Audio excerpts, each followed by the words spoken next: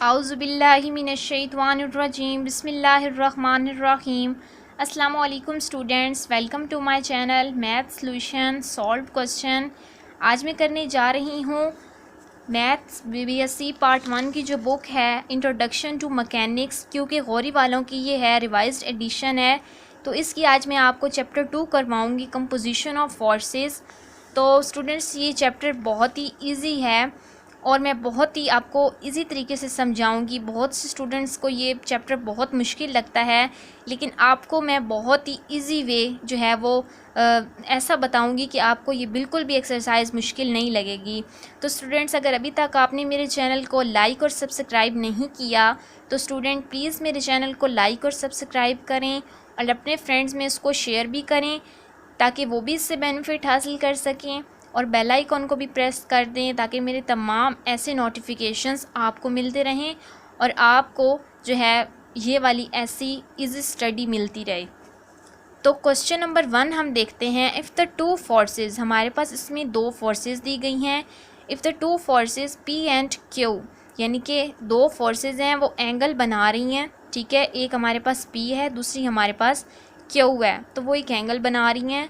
That then resultant हमारे पास वो होता है जो बहुत सी लाइन में एक एक्चुअल जो लाइन निकलती है उसे हम कहते हैं रिजल्टेंट। तो इसमें हमारे पास रिजल्टेंट जो है वो P के इक्वल है। Show that if P is double, हमने ये शो करवाना है कि अगर P डबल्ड हो गया है then new resultant it's right angle to Q। तो हमारे पास जो नियर रिजल्टेंट आता है वो Q का आता है। तो इसको हम सॉल्व कर लेते हैं। तो एक्सरसाइज में क्वेश्चन मैंने आपको समझा दी है, अब हम इसको सॉल्व करते हैं। लेट द टू फोर्सेस, दो फोर्सेस हैं जो उन्होंने ऊपर हमें बताई हुई हैं कि P एंड Q है। तो ये देखें P एंड Q दो फोर्सेस हैं, एक्ट एट ज़ीरो। तो ज़ीरो पर एक्ट कर रही हैं। जब हमारे पास दो फोर्सेस होती हैं, समझो हमारे पास एक ये फोर्स जा रही है, ये फोर्स जा रही है, तो ये दो फोर्सेस हमारे पास हैं। तो ये दरमियान में जो ये बना रही हैं ये O है हमारे पास, ठीक है। And makes an angle alpha, तो वो एक अल्फ़ा का एंगल बना रही हैं। वो बीटा भी हो सकता है, वो गैमा भी हो सकता है। यहाँ पर हमने लिया है अल्फ़ा, तो ये अल्फ़ा का एंगल बना रही हैं विद ईच अदर, दो मिलकर। इसमें जो हमारे पास फार्मूला यूज़ हो रहा है वो हो रहा है R² इक्वल टू P का square plus 2PQ cos alpha plus Q का स्क्वायर। हम इसको ऐसे भी लिख सकते हैं, हम इसको ऐसे भी लिख सकते हैं, R² इक्वल टू P का square plus Q square plus 2PQ cos alpha. तो ये फार्मूला हमारे पास है। सिंस अब हमने क्या करना है, R इक्वल टू P, जो हमें उन्होंने ऊपर पहले ही बता दिया है कि R जो हमारे पास है वो P के इक्वल हमने इसमें करना है, यानी कि रिजल्टेंट जो हमारे पास है वो हमने P लिखना है। तो मैंने यहाँ पर R², यहाँ पर तो अब R² दिया गया ना, तो मैंने इसलिए यहाँ पर P² लिख दिया है। P² equal to P² plus 2PQ cos alpha plus Q²। ये आपने लिखना है कि हमारे पास गिवन है, हमें ऊपर बताया गया कि R हम P जो हमारे पास R है वो हमने P के इक्वल लिखना है। अब जब ये वाला P इधर आएगा, यहाँ हमारे पास ये P था, P² था, अब ये P² इधर आ गया इक्वल टू, तो ये नेगेटिव हो गया, नेगेटिव साइन आ गया, यहाँ पर पॉजिटिव था, तो यहाँ पर हमारे पास 2PQ cos alpha plus Q² रह गया। अब P² माइनस P² हमारे पास क्या होता है, ज़ीरो, तो यहाँ पर मैंने लिख दिया है ज़ीरो, और यहाँ पर यही लिखे रहेगा 2PQ cos alpha plus Q²। अब ये ज़ीरो का ज़ीरो इक्वल टू, अब अगर यहाँ पर भी Q है, यहाँ पर भी Q है, Q² है, अगर हम इसमें से Q कॉमन ले लें, तो मैंने Q को कॉमन ले लिया, अंदर क्या रह जाएगा 2P cos alpha plus Q आ जाएगा, ब्रैकेट क्लोज। अगर यहाँ ये वाला इधर मल्टीप्लाई हो रहा है, इधर डिवाइड हो रहा है, तो 0/Q कर दूँ, तो 0/Q जो हमारे पास जो चीज़ आए तो हमारे पास क्या होती है, ज़ीरो ही होती है। तो ये मेरे पास ज़ीरो आ गया equal to 2P cos alpha plus Q आ गया। अब by theorem of resolve parts, हमारे पास ये एक फार्मूला होता है थ्योरम ऑफ रिजॉल्व पार्ट्स का, यानी कि हमारे पास अगर ऐसी चीज़ दो फोर्सेस हैं वो एंगल बना रही हैं अल्फ़ा का, ठीक है, तो ये हमारे पास क्या होता है, एक्स एक्सिस होता है, और ये चीज़ हमारे पास क्या होती है, वाई एक्सिस होती है। तो अब हमने इसमें क्या लिखना है, आर एक्स। ये चीज़ इन्होंने यहाँ पर क्या बताई है, आर एक्स, और ये वाली चीज़ बताई है आर वाई। तो मैंने यहाँ पर यही लिख लिया है, पहले आर एक्स से फाइंड कर लिया, फिर आर वाई से फाइंड कर लिया है। तो sum of resolve parts along x axis, यानी कि पहले मैंने एक्स एक्सिस फाइंड करना है, उसके बाद में वाई एक्सिस की तरफ आऊँगी। पहले एक्स एक्सिस की आर एक्स से मैंने उसको जो है वो रिप्रेजेंट कर दिया आर एक्स से, यानी कि एक्स की जानिब मूव कर रहा है। तो क्यू कॉस ज़ीरो, क्यू यहाँ पर दिया गया है। अब एक्स एक्सिस में जो हमारे पास एंगल मूव कर रहा है वो कौन सा है, कॉस वाला है, और ऊपर क्या होगा, साइन वाला होगा। वाई एक्सिस में साइन एंड एक्स एक्सिस में कॉस यूज़ होता है। तो मैंने लिख दिया है Q cos zero plus P cos alpha.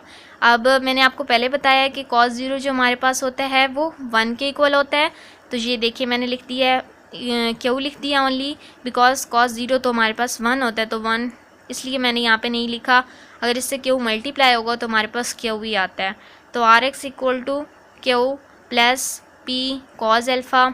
अब अगेन हम लेंगे theorem of resolve parts with Y axis, R Y के ज़रिए लेंगे। तो आर वाई मैंने यहाँ पर इससे रिप्रेजेंट कर दिया वाई एक्सिस को, sum of the resolve parts along y axis. ठीक है, अच्छा पहले मैंने आपको बताया है कि एक्स एक्सिस में हमारे पास कॉस यूज़ होता है और वाई एक्सिस में हमारे पास साइन होता है। तो ये कॉस मैंने यूज़ किया है, अब क्या करना है, साइन यूज़ करना है।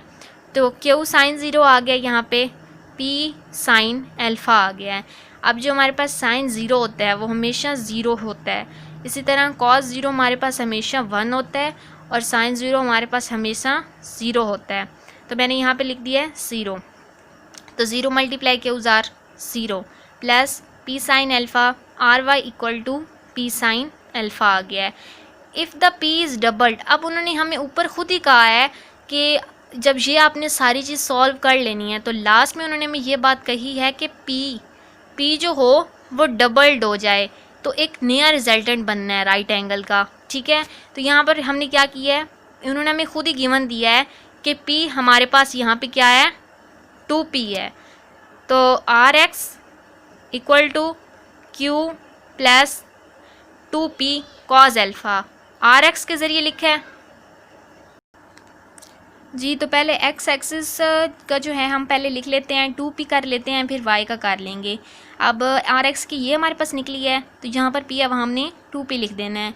R X equal to Q plus p की जगह 2p cos alpha equal to 0 आ गया।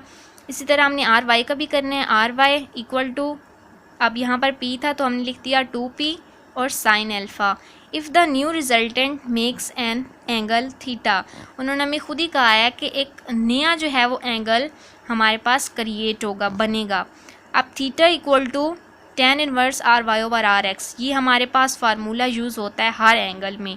तो मैंने लिख दिया है theta equal to tan inverse R Y over R X, ऊपर आर वाई एक्सिस की वैल्यू आएगी और नीचे एक्स एक्सिस की आएगी। तो ये आएगा theta equal to tan inverse, ऊपर क्या था हमारे पास 2p साइन एल्फ़ा और नीचे क्या है 0 आ गया है।